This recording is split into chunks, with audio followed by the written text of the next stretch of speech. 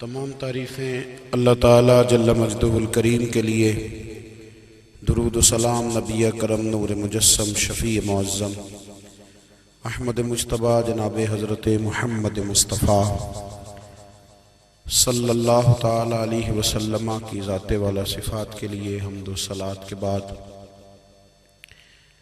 عزیز دوستو، بزرگوں اور بھائیوں،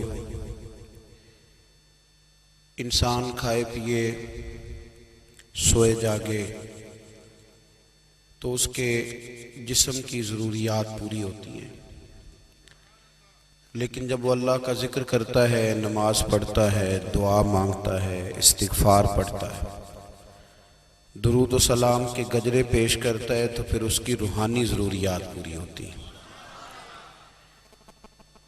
آج جس زمانے میں ہم وقت گزار رہے ہیں، لوگوں کی جسمانی ضروریات پوری کرنے کے لیے، غذائی ضروریات پوری کرنے کے لیے بہت سارے بندوبست کیے جا رہے ہیں، لیکن جتنا لوگ اپنی ظاہری ضروریات میں خود کفیل ہوتے جا رہے ہیں، اتنا ہی زیادہ وہ روحانی طور پر کمزور ہوتے جا رہے ہیں۔ گھنٹوں بیٹھ کر گپ شپ کرنے والے لوگوں کے لیے تھوڑی دیر بھی ذکر الہی کرنا مشکل ہو جاتا ہے۔ لمبی چوڑی باتیں کرنے والے، لمبے چوڑے دلائل دینے والے لوگ اور سمجھدار لوگ اور سیانے لوگ عبادت کے معاملے میں سستی کرتے ہیں، عمل کے مسئلے میں کمزور ہو جاتے ہیں۔ تسبیحات کرنا، وظائف پڑھنا، درود و سلام پڑھنا، کم بولنا، سچی بات کرنا، صبر سے رہنا، شکر کو اپنانا، قناعت اختیار کرنا، حسد، بغض، عداوت سے بچنا، یہ لوگوں کے لیے مشکل ہو جاتا ہے۔ پھر اس کا نقصان یہ ہے کہ معاشرہ ایک عجیب سی بے سکونی اور بے قراری کا شکار ہے۔ جیب میں بہت زیادہ پیسے رکھنے والا، خوش شکل نظر آنے والا، پیٹ بھر کے روٹی کھانے والا شخص بھی ڈھونڈتا پھرتا ہے کہ آخر میں پریشان ہوں کیوں۔ آپ انسانیت کی تاریخ پڑھیں گے تو آپ کو معلوم ہوگا کہ انسان نے کبھی پتھر کی پوجا کی، کبھی معاذ اللہ چاند سورج کی، درختوں کی، بتوں کی پوجا کی۔ معاذ اللہ یہ غلط ڈائریکشن پہ تو چڑھ گیا، لیکن ایسا نہیں ہے کہ کوئی بندہ دنیا میں آیا ہو اور کسی کی اس نے عبادت نہ کی ہو۔ اس لیے کہ اللہ تبارک و تعالیٰ نے جس طرح ہمارے جسم میں کھانے کی طلب رکھی ہے، پینے کی طلب رکھی ہے، سونے کی طلب رکھی ہے، اسی طرح اللہ تعالیٰ نے عبادت کے لیے طلب رکھی ہے جسم میں۔ یہ تو ہوا کہ انسان گمراہ ہو گیا، غلط رستوں پہ چل نکلا، اس نے جھوٹے معبودوں کی طرف معاذ اللہ توجہ کر لی، لیکن وہ کسی نہ کسی کے سامنے جھکتا رہا، چونکہ اس کے وجود میں طلب تھی، شوق تھا اسے کہ وہ عبادت کرے۔ اللہ تبارک و تعالی جب مسلمان کو توفیق دے اور اللہ کی بارگاہ کی جانب وہ رجوع کرے، تو پھر اس کا رویہ یہ ہونا چاہیے کہ اس کی توجہ ہو اللہ کی جانب۔ ہمارے ہاں تسبیحات پڑھ لی جاتی ہیں اگر کبھی موقع ملے، لیکن وہ خاص انہماک، وہ خاص شوق، وہ خاص ذوق اللہ تبارک و تعالیٰ کی عبادت کا، ایک ہوتا ہے نماز پڑھنا، ایک ہوتا ہے اہتمام کے ساتھ نماز پڑھنا، یعنی ذرا وقت پہ اٹھنا، ذرا صحیح کر کے وضو کرنا، ذرا شوق سے مصلی بچھانا۔ ایک ہوتا ہے تسبیح پڑھ لینا، اور ایک ہوتا ہے ذرا تھوڑا سا نا شوق کے ساتھ اللہ کو یاد کرنا۔ آپ کبھی جو میں نے آیہ کریمہ پڑھی، اس کی آپ شان نزول دیکھیں۔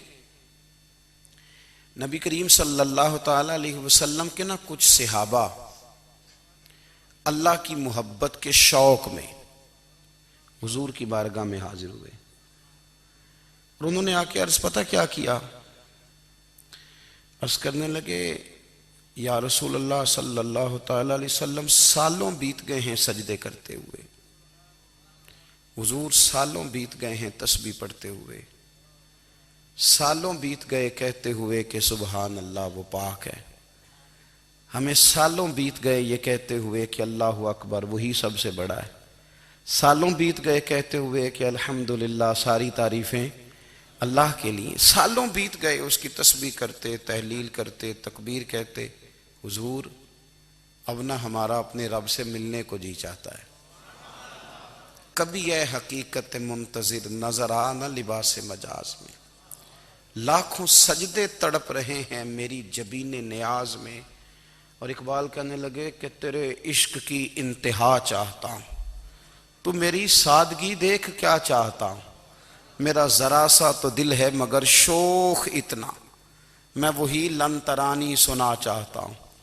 میرا بھی دل کرتا ہے کہ اللہ میں تجھے کہوں میں تجھے دیکھنا چاہتا ہوں، جس طرح حضرت موسیٰ کلیم علیہ السلام نے کہا تھا، اور تو مجھے کہے کہ لن ترانی تو نہیں دیکھ سکتا، ذرا سا تو دل ہے مگر شوق اتنا، میں بھی وہی لن ترانی سنا چاہتا ہوں۔ پھر کہنے لگے بھری بزم میں راز کی بات کہہ دی، بڑا بے ادب ہوں سزا چاہتا ہوں۔ دیکھو سب لوگوں کے بیچ ہی میں نے یہ کہہ دیا۔ میرے عزیز صحابہ نا شوق میں، کتنے سارے لوگ ہیں آپ، کتنی ماشاءاللہ بڑی تعداد میں آپ آئیں، ہم بھی کبھی اس شوق میں گئے ہیں کہ ہمارے رب کو دیکھنے کو دل چاہتا ہے، ہمارا جی چاہے وہ کبھی ہمیں ملے، ہم کبھی اس کی زیارت کریں، اس کی بارگاہ کرم میں ہم حاضر ہوں۔ صحابہ نے عرض کیا یا رسول اللہ صلی اللہ تعالی وسلم ہمارا رب کہاں ہے؟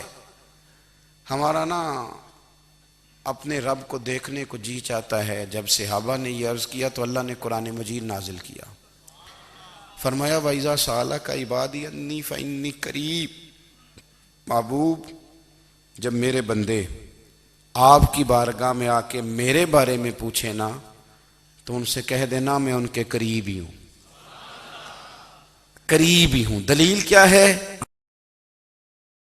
بھائی اذا دان، یہ جب بھی مجھ سے دعا مانگیں گے میں ان کی دعاؤں کو قبول فرماؤں گا، میں ان کے قریب ہوں، میں ان کے قریب ہوں، یہ جب بھی دعا مانگیں گے نا میں قبول کروں گا، میں ان کے قریب ہوں۔ اللہ تبارک و تعالیٰ کے بندے اللہ سے محبت کرتے، رب کی بارگاہ میں جھکتے، اس کو اپنے دکھ سناتے، اس کے پیارے محبوب صلی اللہ تعالیٰ علیہ وسلم کا وسیلہ لے کے اس کے حضور حاضر ہو جاتے، پیشانیاں سجدوں سے روشن ہوتی۔ ہم نا ہر چیز کے لیے وقت نکالتے ہیں، ہر چیز کے لیے، لیکن عبادت کے لیے وقت نہیں نکالتے۔ ہر شے آباد ہے، ہر شے، ہماری فیس بک بھی آباد ہے، واٹس ایپ بھی آباد ہے، ہمارے ٹویٹر بھی آباد ہیں، ہماری ہر چیز آباد ہے، سب سے کم آباد ہمارا مصلی رہ گیا ہے، سب سے کم۔ وہ لوگ اب ڈھونڈنے سے ملتے ہیں جن کی بغل میں مصلی ہوتا تھا۔ میرے بھائی آپ کتنا کو دنیا کے پیچھے بھاگو گے تھکا دے گی، کتنا دولت کے پیچھے بھاگو گے تھکا دے گی۔ آپ جب اپنی زندگی میں جمع تفریق کرو گے نا تو مرتے وقت احساس ہوگا کہ سارا کچھ تو لوگوں کے لیے کیا، اپنے لیے تو کر ہی کچھ نہیں سکے۔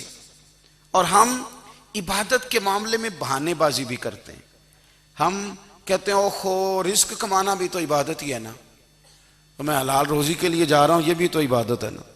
میری طرح کے لوگ کہہ دیتے ہیں کہ میں سویرے اٹھ کے مدرسے میں کچھ اسباق دیکھتا ہوں تو یہ بھی تو عبادت ہے، میں بیان کرنے کے لیے مطالعہ کرتا ہوں تو یہ بھی تو عبادت ہے نا، اتنے لمبے سفر کر کے ملک میں دنیا میں گھومتا ہوں تو یہ بھی تو میں عبادت ہی کر رہا ہوں۔ اب اسپیشل نفلوں کے لیے وقت کس طرح نکلے، اسپیشل کر کے تسبیح میں کیسے چلاؤں، میں سارا کچھ ہم بہانے بنا لیتے ہیں نا۔ میرا سوال یہ ہے کہ یہ ساری باتیں صحابہ کو، نبی کریم کو، دیگر لوگوں کو بھی تو پتہ تھی نا، لیکن آپ غور تو کریں 23 سال حضور کو وقت ملا، مختصر وقت ظاہراً تبلیغ کرنے کے لیے، پوری دنیا میں دین بھی پھیلانا ہے۔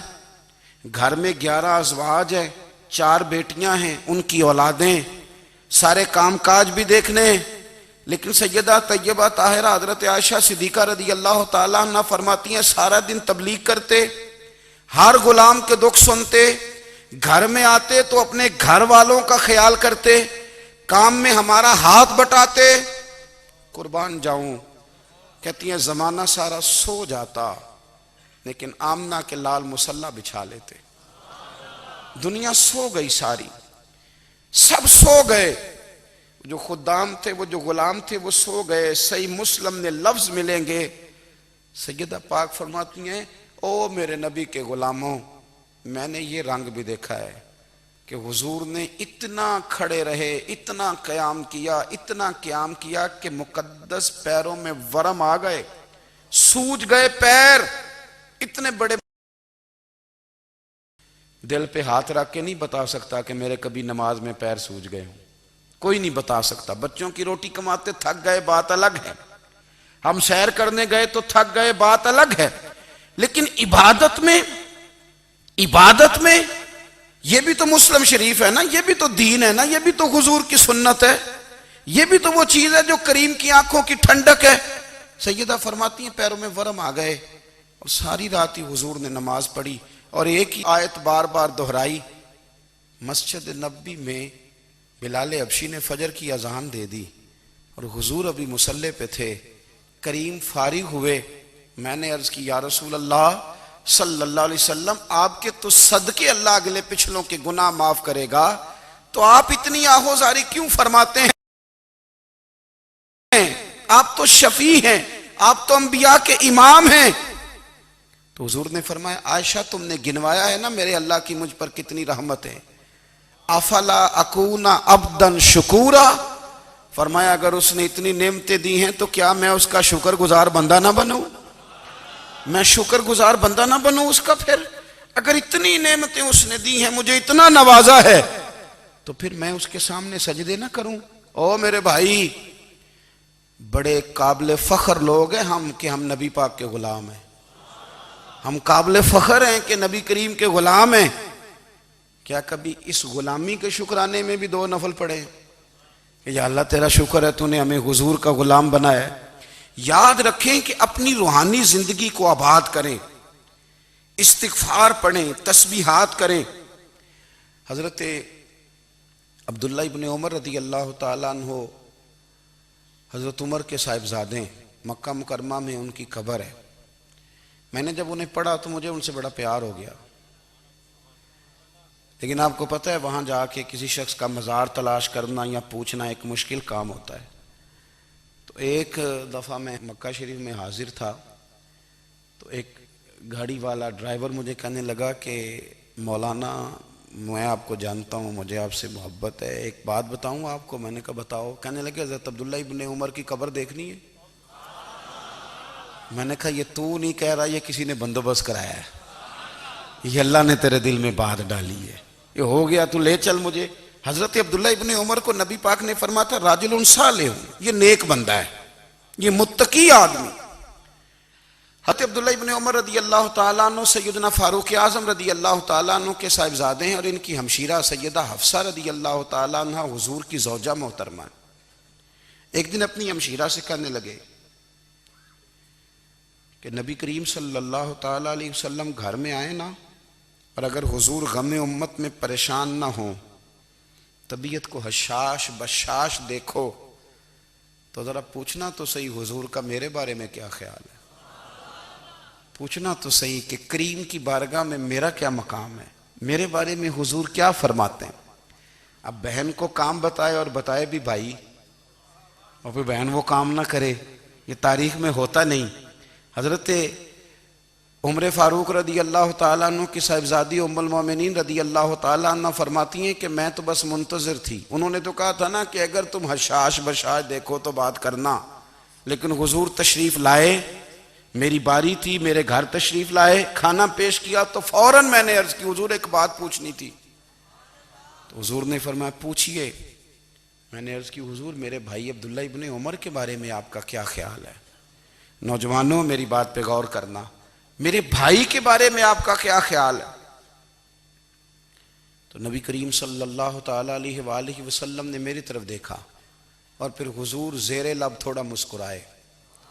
اور بریلی کے امام کہتے ہیں کہ حضور مسکرا دیتے تھے نا تو جو بڑا دکھی ہوتا تھا وہ بھی ہنس پڑتا تھا. اب سوال پیدا ہوتا تھا کہ پھر تو اس مسکراہٹ کے لیے انتظار کرنا پڑتا ہوگا کئی کئی مہینے کہ حضور مسکرائیں تو رونے والے ہنسیں، تو اعلیٰ حضرت فرماتے ہیں نہیں، انتظار نہیں کرنا پڑتا، یہ مسکراتے رہنا تو حضور کی عادت ہے۔ جس کی تسکین سے روتے ہوئے ہنس پڑے اس تبسم کی عادت پہ لاکھوں سلام۔ یعنی یہ تو عادت ہے حضور کی مسکراتے رہنا، اس کے لیے انتظار نہیں کرنا پڑتا۔ بھائیو آپ خیال رکھیں گے، غور کریں گے، حضرت عبداللہ ابن عمر رضی اللہ تعالیٰ عنہ کے بارے میں پوچھا تو سیدہ فرماتی ہیں کہ نبی کریم صلی اللہ تعالیٰ علیہ وسلم نہ زیر لب مسکرائے اور فرمایا حفصہ تیرا بھائی ہے تو اچھا، لیکن میں نے سنا ہے کہ عشاء کی نماز پڑھتا ہے تو فجر تک سویا ہی رہتا ہے۔ او نوجوانوں، 10 بجے تک سونے کی بات نہیں ہوئی، 9 بجے تک سونے کی بات نہیں ہوئی، 11 بجے اٹھنے کی بات نہیں۔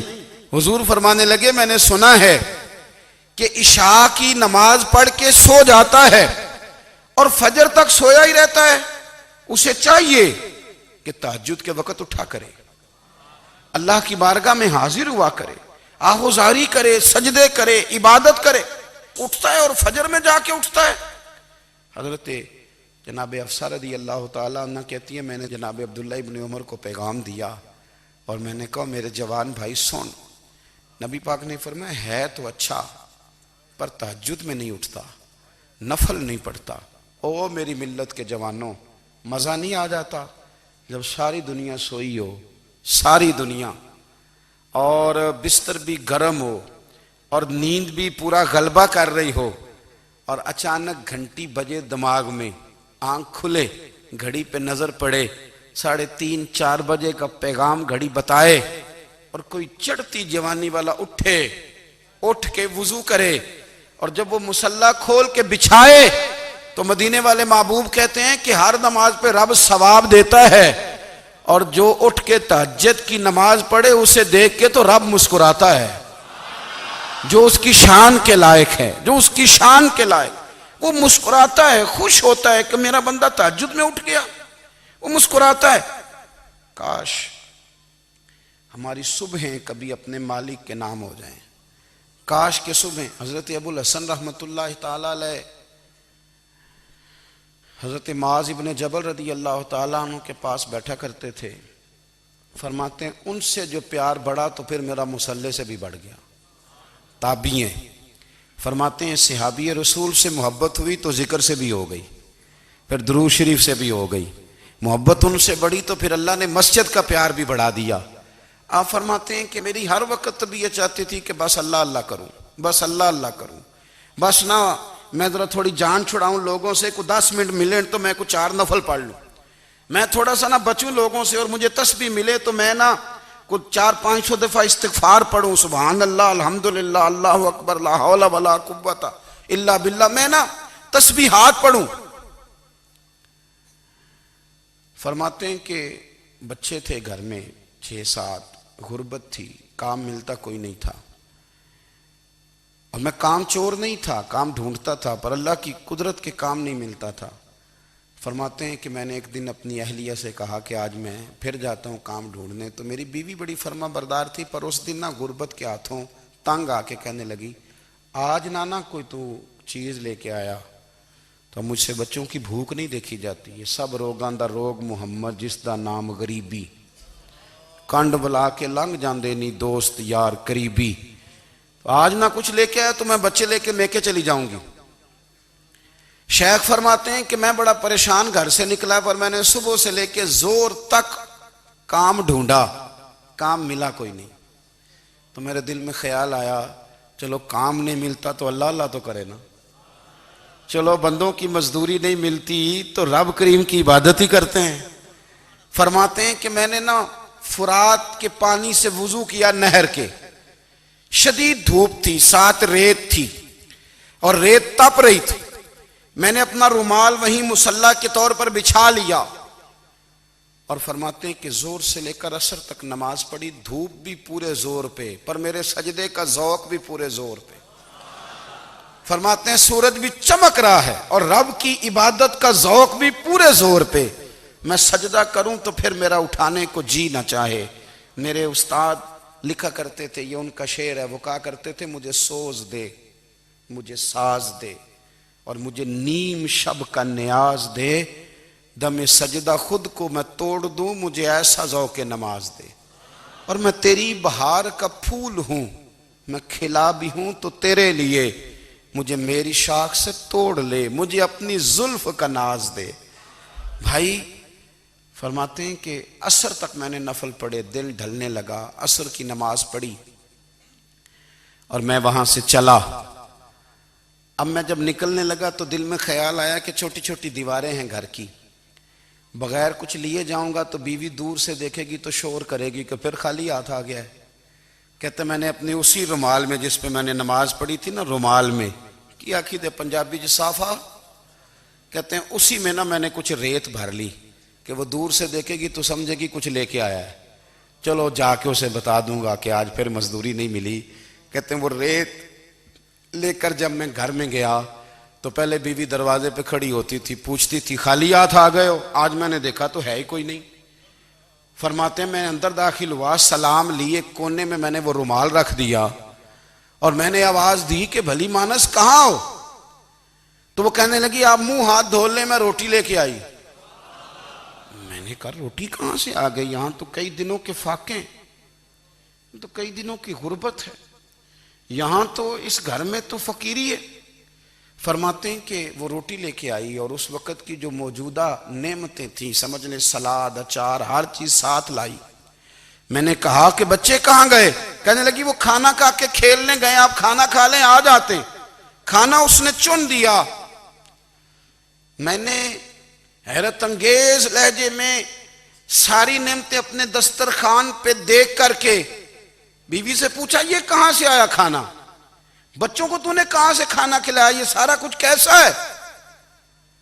تو کہنے لگی پتہ نہیں آج آپ کس کریم کی مزدوری کرنے چلے گئے تھے، پتہ نہیں کس کریم کی، میرے گھر میں تو اتنی نعمتیں آئی ہیں کہ مجھ سے سنبھالی نہیں جا رہی، اتنا اناج ہے، اتنا گندم ہے، کس کریم کے دروازے آج چلے گئے تھے؟ یہ کہتے کہتے وہ اٹھی اور اٹھ کر کے کہنے لگی پہلے بڑا کچھ آیا تھا، اب کیا لے آئے ہو؟ اور جا کر کے نا اس نے وہ ریت والا رومال کھولا، کہنے لگے میں تو لے کے آیا تھا ریت، تو میرے رب نے اسے بھی سونے اور ہیرے بنا دیا تھا۔ جب آپ کی توجہ اللہ کی جانب، میرے نبی پاک صلی اللہ تعالی علیہ وسلم نے فرمایا ہر چیز اپنے رب سے مانگ، ہر چیز مانگ، ہر چیز مانگ۔ یا رسول اللہ کیا کچھ؟ میرے محبوب نے فرمایا تیرے گھر میں نمک بھی ختم ہو جائے تو وہ بھی اپنے رب سے مانگا کر، تو مانگنا وہ تجھے دے گا، تو اس کی بارگاہ میں کشکول طلب دراز تو کرنا۔ اور ترمذی شریف میں عجیب لفظ ہیں، رسول کائنات نے فرمایا، رب کریم فرماتا ہے جب میرا بندہ ہاتھ اٹھاتا ہے نا تو مجھے حیا آتی ہے کہ میں خالی کیسے لوٹا دوں اس کے، اتنے بڑے بادشاہ کی بارگاہ میں۔ او بھائی لوگوں سے عزتیں تلاش کرتے ہو تو وہ کیا تمہیں عزت دیں گے؟ وہ تو کل اچھا کہتے ہیں پرسوں برا کہنے لگ جاتے ہیں۔ لوگوں کے سامنے گڈ بک میں آنا چاہو گے تو وہ تو سویرے تمہارے بارے میں کچھ کہیں گے، شام کچھ اور کہیں گے۔ اپنی روحانی زندگی آباد کریں، اپنے مسلح کو وقت دیں، اور دنیا سے چھپ کر اس موبائل کو بند کر کے اور اپنے آپ سے بھی چھپ کے اور تنہا ہو کے چھپا کے سارا کچھ اپنے آنسو اپنے رب کی بارگاہ میں پیش کریں، اس کے حضور حاضری دیں۔ سنو نا ترمذی کی حدیث، اور اسے یاد رکھنا، نبی پاک علیہ السلام نے فرمایا اپنے دکھ لوگوں کے سامنے نہ بیان کرنا، سیٹھوں نوابوں کو نہ بتاتے پھرنا، دنیا داروں کے سامنے جا کے نہ رونا کہ میں تکلیف میں ہوں۔ فرمایا اگر دنیا داروں کو دکھ بتاؤ گے رب تمہیں کبھی غنی نہیں کرے گا، اور لوگ ہیں کہ الٹا مذاق اڑائیں گے۔ آپ کی جس سے بڑی پکی یاری ہے نا، پکی، وہ تب تک پکی ہے جب تک آپ نے 50,000 مانگا نہیں، اور جس وقت آپ نے کہہ دیا کہ میں مجبور ہوں میری مدد کر تو پھر ختم ہو گئی دوستی۔ لوگوں کے تعلقات آپ کے ساتھ تب تک ہیں جب تک آپ ان سے کوئی ضرورت وابستہ نہیں کرتے۔ کریم محبوب فرمانے لگے بندوں کے سامنے دکھ نہ بیان کرنا، اللہ تجھے کبھی غنی نہیں کرے گا، تو اپنے دکھ اپنے رب کو بتا، تو دعائیں مانگ، تو اس کی بارگاہ میں حاضر ہو، تو اس کے حضور عرض کر۔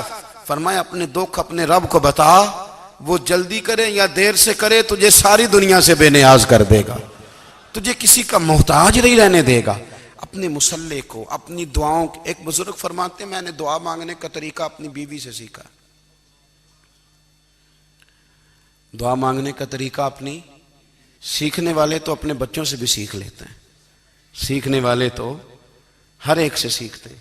وہ کہتے ہیں میں نے دعا مانگنے کا سلیقہ اپنی بیوی سے سیکھا ہے. حضرت وہ کس طرح؟ فرمانے لگے میری بیوی نے نا مجھے کوئی کام بتایا، کچھ پیسوں کی ضرورت کے لیے کہا، تو میں نے اسے کہا کہ بھئی ابھی میرے پاس نہیں ہے، کچھ دنوں میں آتے ہیں تو میں دے دوں گا. عورتوں کی عادت ہوتی ہے وہ بار بار یاد کراتی ہیں. 2-4 دنوں کے بعد پھر اس نے کہا حضرت وہ میں نے کہا تھا کچھ پیسے، میں نے اسے کہا کہ ابھی میرے پاس نہیں ہے، کچھ دنوں میں ملتے ہیں تو میں تمہیں دے دوں گا. اس نے کچھ دنوں کے بعد پھر کہا حضور وہ میں نے کچھ پیسے کہے تھے. فرماتے میں نے ڈانٹ دیا، میں نے کہا کہ کیا تو روز مجھے شرمندہ کرتی ہے، کہا نا میرے پاس نہیں ہے، ہوں گے تو دے دوں گا، تو روز یاد کراتی ہے. فرماتے ہیں اس نے پہلے تو میری ڈانٹ کو سہا، پھر میرے سخت جملوں نے اس کی آنکھوں میں آنسو پیدا کر دیے، پھر اس نے اپنے آنچل میں اپنے اس دکھ کو سمیٹا، اور پھر اس نے ایک جملہ کہا تو میں رو پڑا، اور مجھے اپنے رب سے مانگنے کا طریقہ آ گیا. مجھے کہنے لگی حضرت جی آپ نے ڈانٹ دیا میں نے سہ لیا، پر آپ ہی میرے شوہر ہیں، بتائیں نا آپ سے نہ کہوں تو میں کس سے جا کے کہوں. فرماتے ہیں میں رو پڑا، اور میں کھل کے رویا، اور میں تڑپ کے رویا، اور پھر میری سسکیاں بند گئیں. تو مجھے کہنے لگی آپ کو کیا ہوا؟ میں نے کہا مجھے بھی دعا مانگنی آ گئی ہے. جب میں اسے کہوں گا نا اللہ تو ہی میرا رب ہے، میں تجھ سے نہ کہوں تو میں کس سے جا کے کہوں؟ میں کیوں کسی بندے سے سوال کروں؟ میں کیوں کسی دنیا دار سے کہوں؟ میں تیرے بندوں کا، نیک بندوں کا وسیلہ لے کے، تیرے محبوب کی غلامی لے کے تیری بارگاہ میں آیا، تجھ سے نہ مانگوں تو کس سے مانگوں؟ سمجھ آ گئی ہے. جب میں اس رنگ میں مانگوں گا تو پھر رب میرے اوپر بڑا ہی فضل فرمائے گا، وہ میرے اوپر بڑی رحمت کرے گا، وہ میرے لیے آسانیاں کرے. عزیز دوستو ہم اس طرح کرنے لگ گئے ہیں کہ ہم نے نا اپنے تعلقات پر اعتماد کرنا شروع کر دیا ہے. میرے تعلقات بہت ہیں. ہم نے اپنی دولت پر اعتماد کرنا شروع کر دیا ہے، میرے پاس دولت بہت ہے. ہم نے اپنے علم پر، اپنی شہرت پر اعتماد کرنا شروع کر دیا ہے کہ میرے پاس فلاں چیز بہت ہے.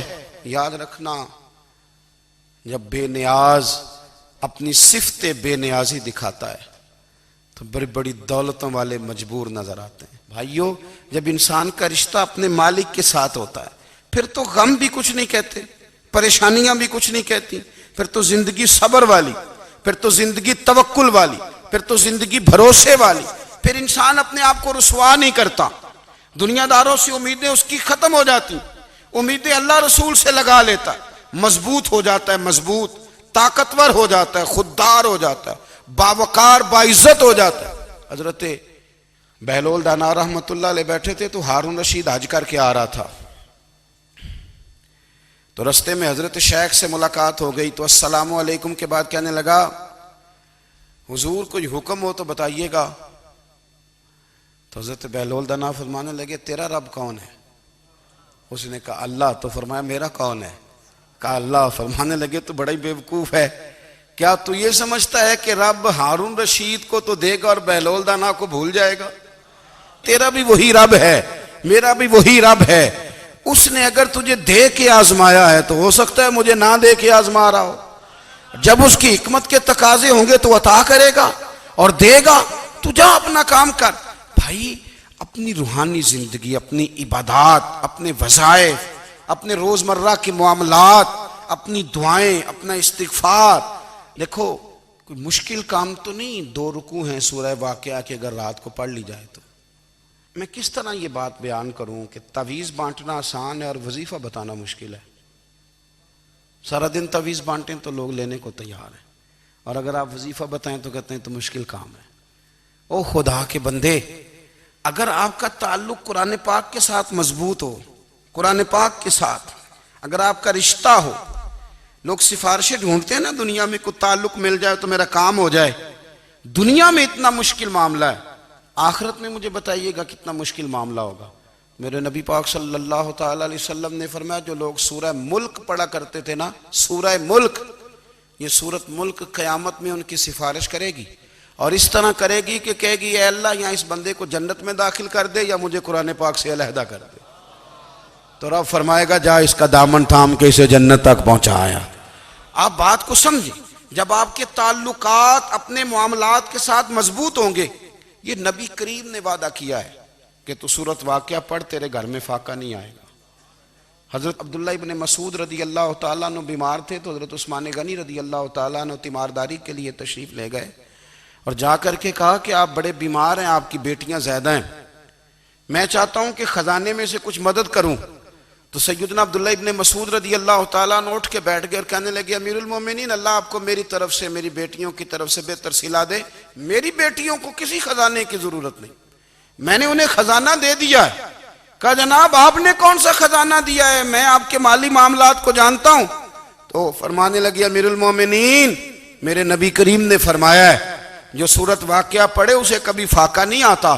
میں نے بیٹیوں کو یاد کرا دی ہے، یہ خزانہ میں نے انہیں دے دیا ہے. وہ سارے والدین سنیں جو بیٹیوں کے لیے پریشان رہتے ہیں. حضرت عبداللہ ابن مسعود نصیحت کر رہے ہیں، فرمانے لگے میں نے سورت واقعہ یاد بھی کرا دی ہے، پڑھنے کی عادت بھی ڈال دی ہے. حضور نے فرمایا ہے جو سورت واقعہ پڑھے اسے فاقہ نہیں آتا. کہنے لگے چاند تو اپنی جگہ چھوڑ سکتا ہے، سورج گر سکتا ہے، تارے ٹوٹ سکتے ہیں، پر مدینے والے رسول کی بات غلط نہیں ہو سکتی. حضور نے فرمایا فاقہ نہیں آئے گا تو انشاءاللہ کبھی بھی نہیں آئے گا. کرنے کا کام یہ ہے کہ ہم اپنے معاملات، اپنی عبادات، اپنی دعائیں کبھی 10 منٹ عادت ہو جائے نا دعا مانگنے کی علیحدہ سے رات کو. حضور نے فرمایا جو فرض نماز کے بعد دعا مانگے اللہ اس کی قبول کر لیتا ہے. نبی پاک صلی اللہ تعالیٰ علیہ وسلم نے فرمایا اللہ مسافر کی دعا قبول فرماتا ہے. حضور نے فرمایا اللہ مظلوم کی دعا قبول فرماتا ہے. حضور نے فرمایا بیمار سے دعا کراؤ اللہ اس کی دعا قبول فرماتا ہے. میرے نبی پاک نے فرمایا ماں باپ جب بھی اولاد کے لیے ہاتھ اٹھائیں، ویسے تے بلے شاہ تو آسمانی اڈ دیاں ہی پھڑ دیں، جڑا گھر بیٹھا انہوں بڑھیا ہی نہیں. حضور فرمانے لگے ماں باپ جب بھی اولاد کے لیے دعا فرمائیں اللہ ان کی دعا کو قبول کرتا ہے. آپ اپنا تعلق بنائیں دعا کے ساتھ، عبادت کے ساتھ، مصلی کے ساتھ رشتہ بنائیں، استغفار پڑھیں. صلاح الدین ایوبی صلیبی جنگوں میں تھے، رات کو مسجد اقصیٰ میں نماز پڑھی تو پریشان تھے. ایک بزرگ سے ملاقات ہوئی تو وہ کہنے لگے کہ آپ بڑے پریشان ہیں. کہنے لگے حضور پریشان اس لیے ہوں کہ پہلے ہی مسلمان کمزور ہے، اب میں نے سنا ہے دشمن کا ایک بحری بیڑا وہ جنگی سامان سے بھرا ہوا آ رہا ہے، تو اب ان کے پاس اور تلواریں اور نیزے آ جائیں گے، مسلمانوں کے پاس پہلے ہی وسائل کی کمی ہے، پریشان ہوں کس طرح کر کے مقابلہ کریں گے. یہ بات کہتے ہی صلاح الدین ایوبی نے بزرگوں سے کہا حضور آپ بھی دعا کرنا، دعا کی بڑی طاقت ہے. میرے نبی پاک نے فرمایا دعا مومن کا ہتھیار ہے، دعا مومن کا. حضور نے فرمایا تقدیر کو سوائے دعا کے کوئی چیز نہیں بدل سکتی. دعا مومن کا ہتھیار ہے، یہ کافر کے پاس کوئی نہیں، یہ ہتھیار ہے مومن کا. اللہ کرے آپ کو سمجھ آئے. پھر سنیں کئی بار کہہ چکا ہوں یہ ہتھیار ہے. کافر کے مقابلے میں جو تیرے پاس سب سے بڑا ہتھیار ہے وہ دعا ہے. دعائیں کرانی چھوڑ دی، کرنی چھوڑ دی، لینی چھوڑ دی. حضرت سیدنا انس بن مالک رضی اللہ تعالیٰ عنہ فرمایا کرتے تھے میں نے وہ رنگ دیکھا ہے جب حضور دعا مانگتے تھے اور حضور کی مقدس آنکھوں میں آنسو بھی ساتھ ہی بہا کرتے تھے، میں نے وہ انداز دیکھا ہے. تو صلاح الدین ایوبی بزرگ سے کہنے لگے آپ بھی دعا کیجیے، اور خود رونے لگے اور سر سجدے میں رکھ کے رونے لگے اور عشاء سے لے کر فجر تک روئے، خوب روئے. صبح وہ بزرگ آئے تو صلاح الدین ایوبی کا خوبصورت اور ہنستا ہوا چہرہ دیکھا. کہنے لگے آپ بڑے خوش ہیں، رات تو میں نے بڑے روتے ہوئے دیکھا تھا. تو کہنے لگے حضور وہ جو بحری بیڑا آ رہا تھا نا وہ پانی میں ڈوب گیا ہے، اب وہ نہیں آ رہا، ابھی خبر آئی ہے تو میں بڑا خوش ہوں. بزرگ کہنے لگے اوٹ سینے سے لگ، اور سن ایک بات، وہ بحری بیڑا پانی میں نہیں ڈوبا، وہ تیرے آنسوؤں میں ڈوب گیا ہے. وہ جو تو رات رویا ہے نا رب کریم کی بارگاہ میں تو وہ ڈوب گیا ہے. بھائی اپنا مصلی کا، عبادت کا، وظائف کا، اللہ اللہ کا سلسلہ اس کو مضبوط کرے، اپنی دعاؤں کے تعلق کو مضبوط کریں۔ دعائیں بڑے انقلاب برپا کر دیتی ہیں۔ ہم تھوڑے تھوڑے نا جب سے خشک ہوئے ہیں نا، خشک، اور میری تو جماعت ہی صوفیاء کی جماعت تھی، ہم تو داتا علی اجمیری کی جماعت سے، ہم تو خواجہ اجمیری کی جماعت سے، ہم تو شیخ احمد فاروق سرہندی کی جماعت سے، ہم تو صوفیاء کی جماعت۔ ہماری جماعت نے بھی وہ تعلق جو ہمارے بزرگوں نے بنایا تھا۔ بزرگ اللہ کے قریب کیسے جاتا ہے؟ ہمارے یہاں نا بہت سارے لوگ کہتے ہیں جی نظر ہو گئی تو کام ہو گیا۔ بھئی جو بخاری مسلم میں طریقہ ہے نا اللہ کا قرب پانے کا، وہ تو نفل ہے۔ نبی کریم علیہ السلام نے فرمایا بندہ نفلوں کے ذریعے رب کے قریب جاتا ہے، اور اتنا قریب جاتا ہے کہ پھر اللہ اس کی زبان بن جاتا ہے، اللہ اس کی آنکھیں بن جاتا ہے، کان بن جاتا ہے، ہاتھ اور پیر بن جاتا ہے۔ تو یہ تو عبادت ہے، یہ تو اللہ کی بارگاہ کی حاضری ہے جو آپ کو اللہ کے قریب کرے گی۔ تو اپنے نماز کو اہمیت دے کے ادا کریں، نمازیں موبائل بند کر کے ادا کریں۔ لیکن نا کچھ لوگ کہتے ہیں مجھے ٹائم نہیں ملتا نماز کا، تو میں کہتا ہوں یہ آپ نے بڑی جرت کی بات کی ہے۔ مجھے کو میرا پیر بھائی کہہ دینا میرے پاس ٹائم نہیں آپ کو ملنے کا، تو میں کہتا ہوں آج کے بعد آنا ہی نہ۔ تو کیا سمجھتا ہے، تو بہت بڑا آدمی ہے، تیرے پاس ٹائم نہیں ہے اور ہمیں ملنے کا ٹائم، موج کر۔ تو آپ نے اللہ رسول کو کہہ دیا ٹائم نہیں۔ اور عجیب فلسفہ ہے نا، کہا جائے نماز پڑھنے آؤ تو کہتے ہیں کپڑے ٹھیک نہیں، اور کہا جائے کہ آؤ ذرا دعوت پہ چلیں تو کہتے ہیں 1 منٹ ٹھہر میں کپڑے بدل کے آیا۔ نماز کے لیے کہا تو کہتا ٹھیک نہیں، دعوت کے لیے کہا تو کہتا میں ذرا تیاری کر لوں، یوں جانا مناسب نہیں۔ یہ معاملہ ٹھیک نہیں۔ رب تو فرماتا ہے کہ جب تم مسجد میں آ تو زینت اختیار کر کے آ، خوب ذوق سے دعا مانگیں، خوب شوق سے نماز پڑھیں، خوب استغفار کا مزاج بنائیں۔ آپ لوگوں کے بیچ رہ کے سوکھ حاصل کرنا چاہتے ہیں، لیکن آپ کو پتہ ہے کئی مہینے غار حرا میں رہنا بھی مدینے والے محبوب کا طریقہ ہے۔ ہر سال اعتکاف بیٹھنا الگ سے، یہ بھی حضور کا طریقہ ہے۔